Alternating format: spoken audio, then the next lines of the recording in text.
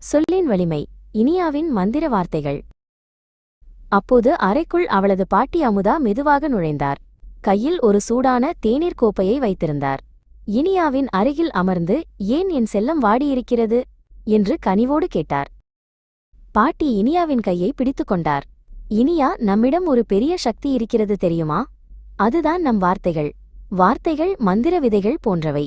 அவற்றை நாம் சரியாக பயன்படுத்தினால் நம் உடலும் மனதும் மாறும் என்றார் பாட்டி. என்னால் எப்படி என்னை மாற்ற முடியும் பாட்டி என்று இனியா ஆச்சரியத்துடன் கேட்டாள். பாட்டி சிரித்துக்கொண்டே, நீ மெதுவாக கண்களை மூடி நான் குணமடைகிறேன் என்று 3 முறை சொல் என்றார். இனியா மெதுவாக அந்த வார்த்தைகளைச் சொன்னாள். இனியா நான் குணமடைகிறேன் என்று சொன்னபோது அவளுடைய உடல் மென்மையாக தளர்வதை உணர்ந்தாள். அவளுடைய களைப்பு நீங்கி ஒரு சிறிய தெம்பு அவளுக்குள் பரவுவது போல இருந்தது. அவள் முகத்தில் ஒரு மெல்லிய புன்னகை அரும்பியது. ஜன்னலுக்கு வெளியே இருட்டு வரத் தொடங்கியது. மரங்களின் நிழல் சுவரில் விழுவதை பார்த்து இனியா சற்று பயந்தாள். பாட்டி அவளை தட்டிக் கொடுத்து, இப்போது நான் பாதுகாப்பாக இருக்கிறேன் என்று சொல் என்றார். நான் பாதுகாப்பாக இருக்கிறேன் என்று இனியா தைரியமாகச் சொன்னாள். சட்டென்று அந்த நிழல்கள் பயமுறுத்துவதை நிறுத்திவிட்டன.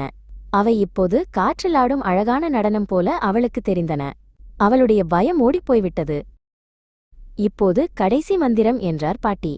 மனம் படபடவென்று இருக்கும்போது நான் அமைதியாக இருக்கிறேன் என்று சொல். இனியா தன் இதயத்தின் மீது கையை வைத்து அந்த வார்த்தைகளை மிக மென்மையாகச் சொன்னாள். இனியா அந்த வார்த்தையைச் சொன்னதும் அவள் ஒரு அமைதியான ஏரி போல உணர்ந்தாள். அவளுடைய மூச்சு சீராக இருந்தது. அவள் உடலுக்குள் ஒரு குளுமை பரவியது. உலகம் மிகவும் அழகாகவும் அமைதியாகவும் அவளுக்கு தெரிந்தது. இப்போது இனியா முழுவதுமாக மலர்ந்துவிட்டாள்.